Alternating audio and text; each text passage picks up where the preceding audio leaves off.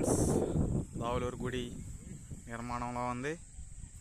మరి కొద్ది రోజుల్లో ఇక్కడ భారీ ఉత్సవాలు, తిరణాల మహోత్సవాలు వేగంగా జరుపుకుంటున్నారు. వర్షం కావటంతో ఇక్కడ చేను కుప్పకూలింది. ఈ కర్రలు అన్నీ బాదారు. భారీ ఆస్తి నష్టం. చూడండి ఫ్రెండ్స్, ప్రకృతి వైపరీత్యం మరి ఏమో తెలియదు. తిరణాలు కావటంతో వర్షం కాడ దండిగా పడింది. పాపమ్మ తల్లి దావులూరు గుడి వద్ద తిరణాల మహోత్సవం వేగంగా జరుగుతుంది.